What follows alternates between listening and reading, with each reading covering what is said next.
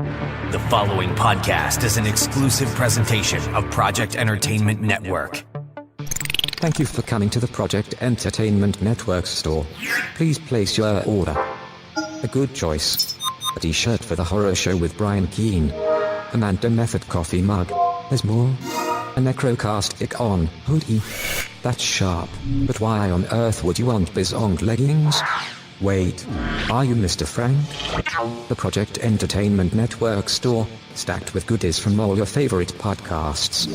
T-shirts, hoodies, mugs and more. www.projectentertainmentnetwork.com. There shall come a podcast like no other. Defenders Dialogue with Brian Keene and Christopher Golden. Marvel Comics' original superhero non-team convenes once again. The Incredible Hulk, the Savage Submariner, the Master of the Mystic Arts, Doctor Strange, and a dynamic supporting cast of Marvel superheroes battle against evil as the Defenders. Without further ado, true believers, here's your hosts, Brian Keene and Christopher Golden. Excelsior! And welcome back once again, true believers, to Defenders Dialogue. I'm Brian Keene.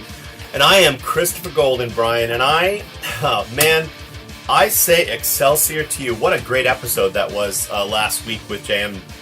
DeMatteis. I loved it, you loved it, he loved it, and the internet definitely loved it. Well, I'm forcing myself to say his name correctly. Only on this show, though. In private life, I will continue to say DeMatteis because I've been saying it my whole life. So I found myself correcting myself last week because, you know, every person I talked to after that, be it Mary or my ex-wife or my sons or random people at the grocery store, I'd grab them and I'd say, do you know who Christopher Golden and I had on the show last week? Yeah, Mary had some interesting posts about how much pleasure you got from that interview. Oh, I think you got the same pleasure as well. I don't know that you were dancing around quietly during the interview. No, I was definitely not dancing around. I don't think there are very many people I would dance around for. In fact, interestingly enough, I would say anybody who knows us both, who had been asked which one of us was the more jaded, would definitely have said you, but I think they'd be wrong. I would agree with that. In my private life, I am given to dance and merriment. Much like Hank McCoy the Beast, though, it hides a darker soul. That is definitely the quote of this entire series. In fact, this entire podcast. All of our episodes have been leading to that quote by Brian Keene, ladies and gentlemen. In my private life, I am given to dance and merriment. And if you think that was silly, well, true believers, wait until we tell you about New Defenders, issue 131, plotted by J.M. DeMatteis, but scripted by Peter Gillis and Alan Kupperberg on the art. And Chris, it's a weird issue, right? You know what? It's a weird issue, and here's what I would say about it. I think based on our conversation, our interview last week, we gathered that JM had decided that he was sort of done at this point, and he kind of didn't know what to do with the characters. He'd lost interest, and it shows in this. I'm not sure. We should have asked him how the plot, how it came about that this was the transition, because Peter B. Gillis will inherit the book beginning next issue. So this issue is the crossover between the two writers, and it is here's what I would say, Brian. It's a trifle, and the next issue is really good. So we'll talk about that. That's right. We open with a splash page. It's the basement of Brooklyn University's home economics building, where a mad scientist named Humbert has his nephew strapped to some kind of straight out of Universal's Frankenstein contraption. Yeah.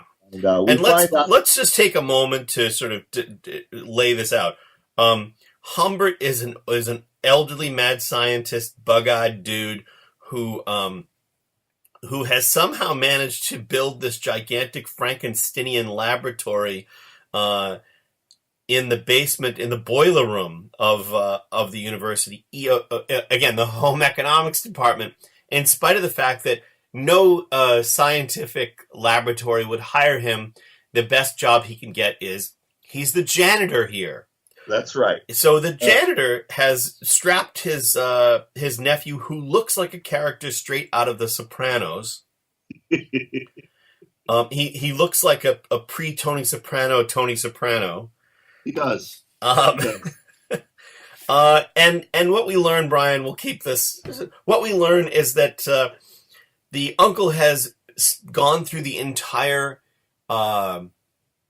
He's gone through the entire alphabet. He's now at W with every animal that he could list on the alphabet, and tried to find a way to give his nephew the powers of that animal. That's right. So he could be a supervillain. Captain Stoat, Captain Squirrel, the masked tapir, the crimson turkey. Yes, now, he's hoping that he's got the proportional strength of a turkey. Yeah.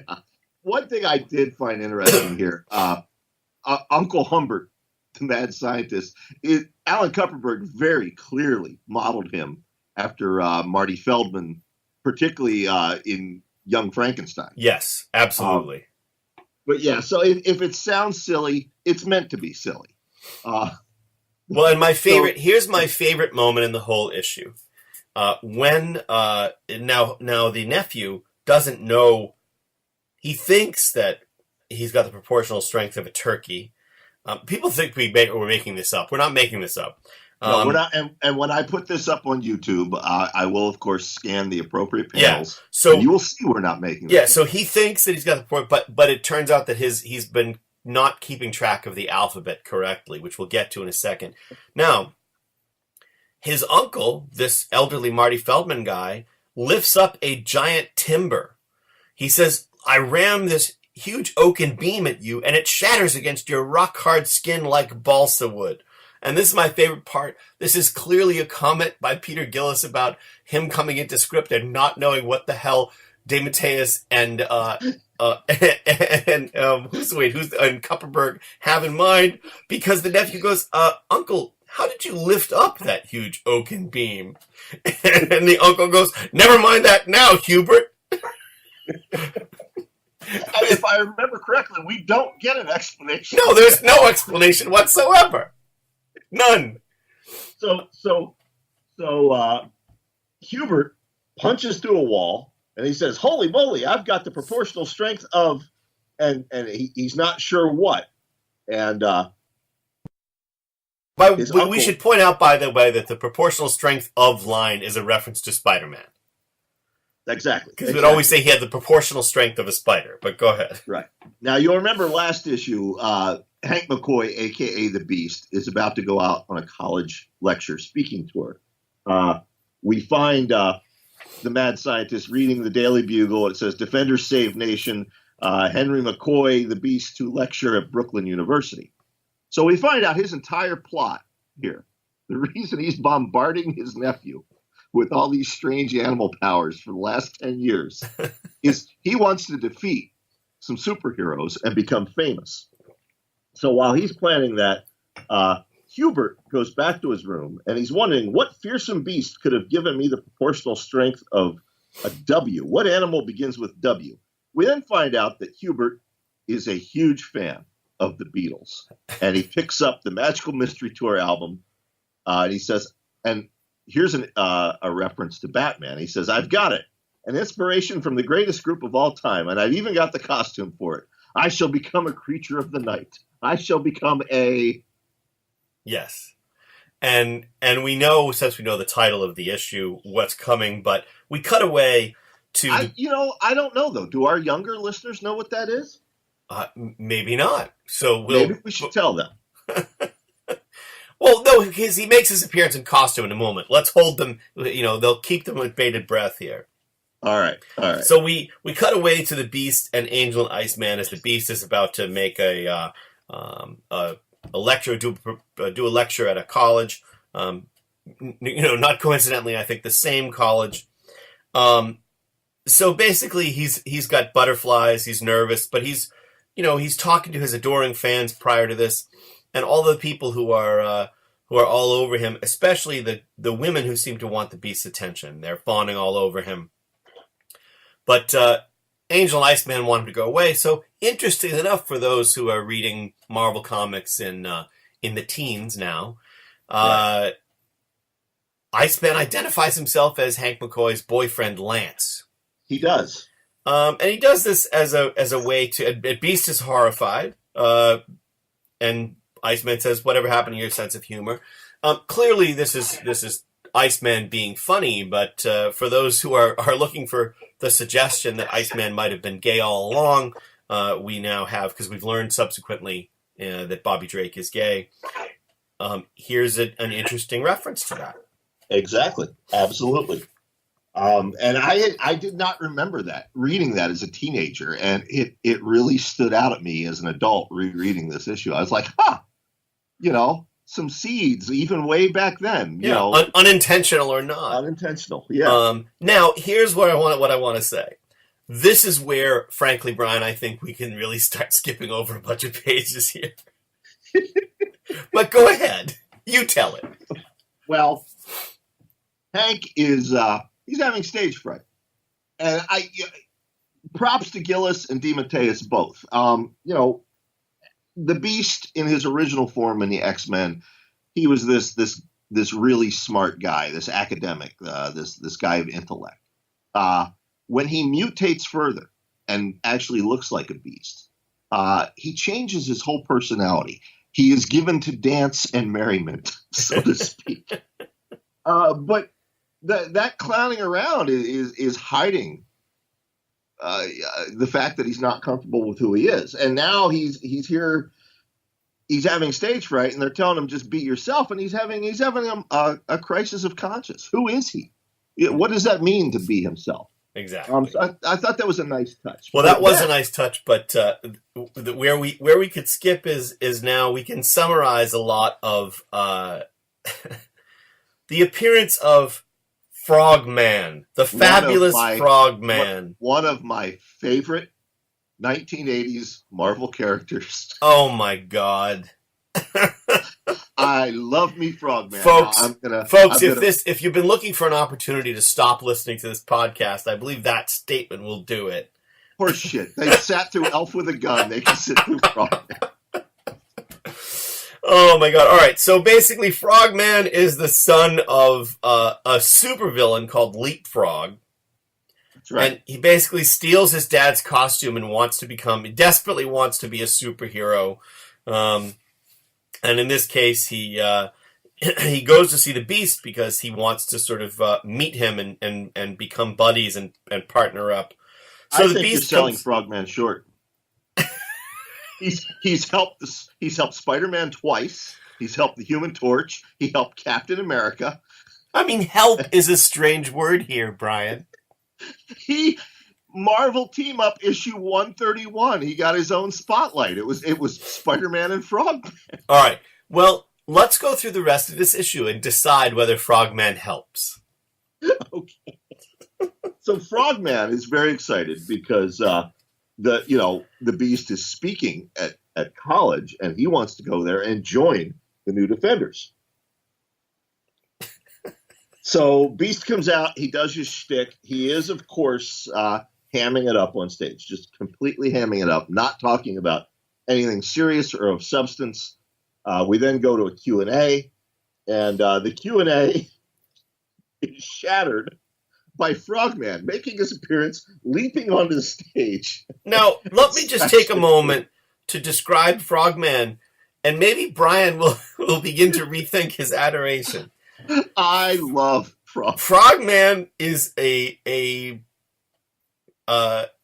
he's a very sort of, he has a shape that Brian and I are growing into as we get older. Let's say that. Oh, I would say we fully embraced it. And on the bottom of his flippered costume feet, he has giant springs. That's how he leaps. There are big metal springs, exposed metal springs that could catch on anything. on the bottom of his flippered boots or whatever the hell they are. So continue, Brian, with this. No, I'm not going to even let you. So. No.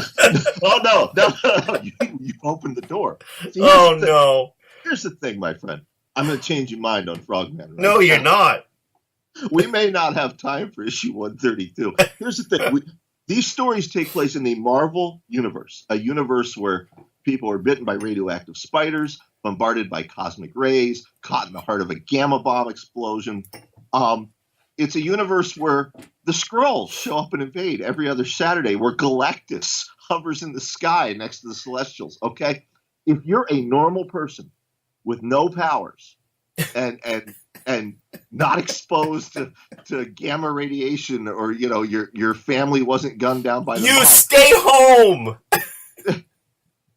But if you're one of those people who runs toward the explosion rather than away from it, and you have no superpowers, you put giant metal springs on your feet.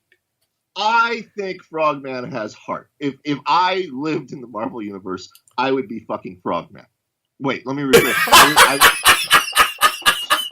Wait, stop, full stop. I think that's the most accurate thing you've ever said. Oh my. All right. Brian Keene's fetish fully revealed on this episode of Defenders Dialogue. All right. So basically, he announces the fact that he wants to join the New Defenders, and we cut to the New Mexican Rockies, to Warren Worthington's extraordinary mountainside retreat, where the Defenders are chilling by the pool. I find it interesting that Cloud's bathing suit looks like just some more of her Cloud, but I don't think it is. I think it's actually a bathing suit. Yeah, it's drawn the way it's drawn, I'm reading these in the Marvel Essential black and white reprints. Yeah. The way it's drawn on the page, it looks like Kupperberg was drawing a Cloud. But it is white, so it's hard to determine. I will say that you're missing in black and white Gargoyle's fantastic bathing suit. I just love the fact that he has a bathing suit. It's purple and black striped onesie, basically. And I'm not saying that to make fun of it. I love it. I think it's really fun. Anyway, they're chilling by the pool. Candy Southern is jealously worrying about Moondragon, which is only appropriate given what we already know. And Moondragon goes to the bottom of the pool to be alone. And then, Brian, go ahead. Take it, my friend. I know you want to discuss it. Well, then, Humbert's nephew, destroys a Kiki Burger in his new costume. He is, in fact, the Walrus. Now, for our younger listeners, the Beatles' Magical Mystery Tour album, which he had in his room earlier, features a song, I Am the Walrus. It's one of my favorite Beatles songs, personally. Without going way off the rails here, basically it was three different songs that John Lennon was trying to compose, and he couldn't get any of them to work. So what he did is he took those three different songs and combined them together into a song called I Am the Walrus, which is it's a song that refers to Lewis Carroll's poem, The Walrus and the Carpenter, which is important. We're going to bring that up here in a minute. But anyway, yeah, he's the Walrus, and he's the Walrus, and he's This is not the finest moment of this book. I will say that the Walrus is unintentionally a gay pride figure, which I appreciate. Because his costume has a giant W on the chest, and the giant W is the rainbow flag in the shape of a W. Brian, you probably can't see that in black and white. I can't. But because it's mimicking the Magical Mystery Tour colors, he is unintentionally a gay pride figure, which I love. I mean, I think that's the best part of it. I went to that and I thought, I wonder if that's, and then I stopped myself and said, no, it's Magical Mystery Tour. But for a moment, I thought it was intentional, and it made me very happy. So now I'm, I want to do a whole new book about the Walrus. Maybe we can pitch a Frogman versus the Walrus miniseries.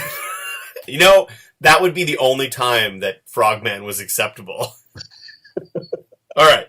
Anyway, speaking of Frogman, we go back to the auditorium, and he's trying to convince Bobby and Warren and Hank. He's like, no, really, I've worked with Spider-Man and Human Torch, and he's listing everything he's done.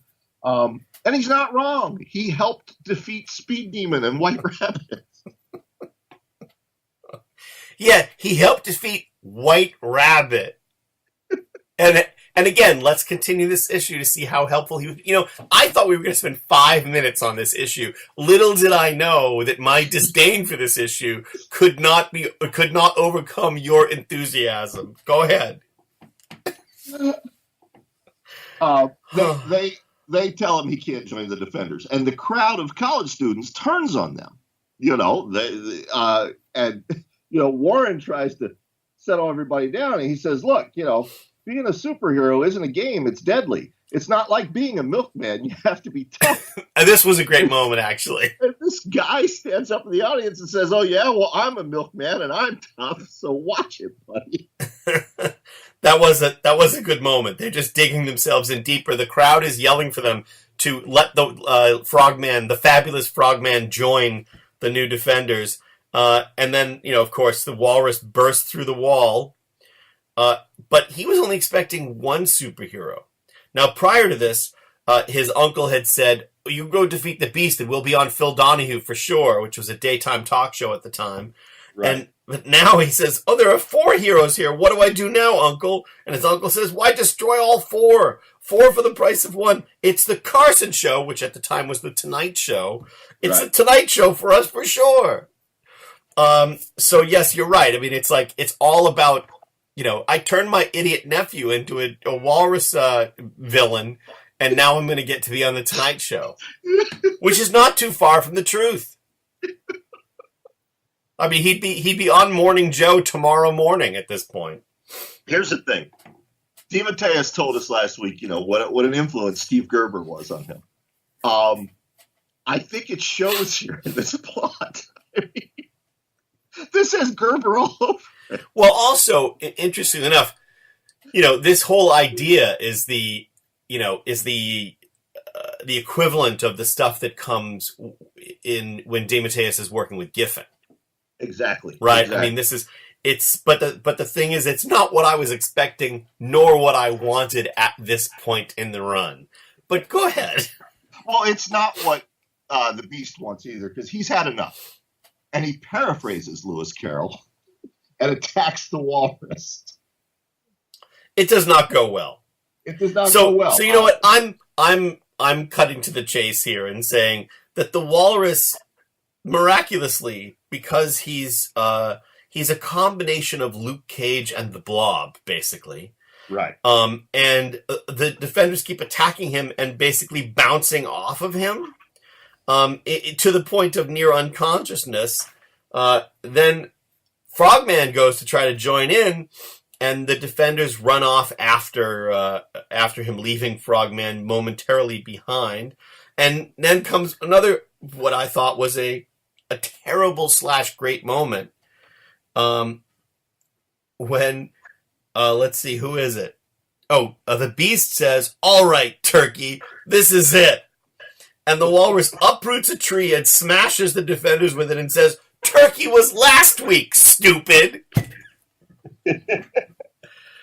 But he does it. He defeats Angel, Iceman, and the Beast and declares himself the greatest supervillain in the world. He also declares this is fun, but he's forgotten about the 4th hero, Chris. That's right, the fabulous Frogman leaping into the fray. Yeah, yes, but now here we go, my friend.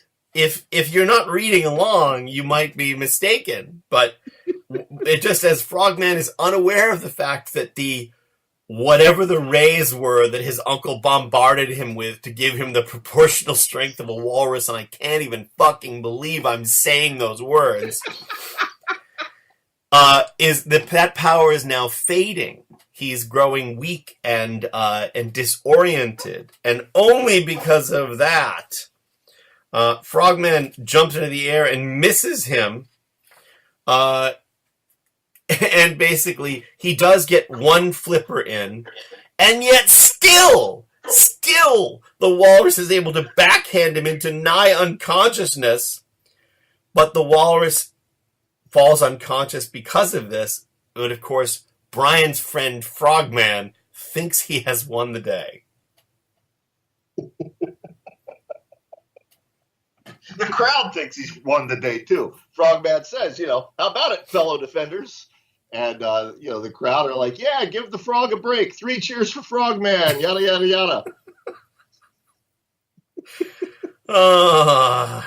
Anyway, fortunately, the new defenders and we, the readers, are saved from having Frogman now become a full-time member of the new defenders by the arrival of his father, former supervillain Leapfrog, who comes in furious that his son has borrowed his frog costume yet again, and drags him away by the mask, essentially. Right. So there you go. Then the defenders don't want to look like idiots in front of the people, so the Angel announces essentially that this was all a show, meant to sort of be an example of what it's like to be a superhero. Yeah. Yeah. So there you have it, folks. No doubt the strangest adventure in the Defenders canon. I don't know. I'm still scarred from that Dr. Seuss episode. I can't believe we spent a half an hour. Yeah, there you go. We spent almost 25 minutes talking about the idiocy of Leapfrog. Now it's a good transitional issue, though. As we said, DeMatteis's run is over. He plotted this issue. Peter Gillis's run is beginning. He scripted this issue. Yeah. Next episode, we transition into Peter Gillis's run, which is exceptional. I as a teenager, I don't think it impacted me the way it's impacted me as an adult rereading it. Yeah, well, again, like if you go back from, and we'll start up with the next episode. This episode we have to keep it short today, but which we were going to do the next issue, but since Brian's enthusiasm got the better of us,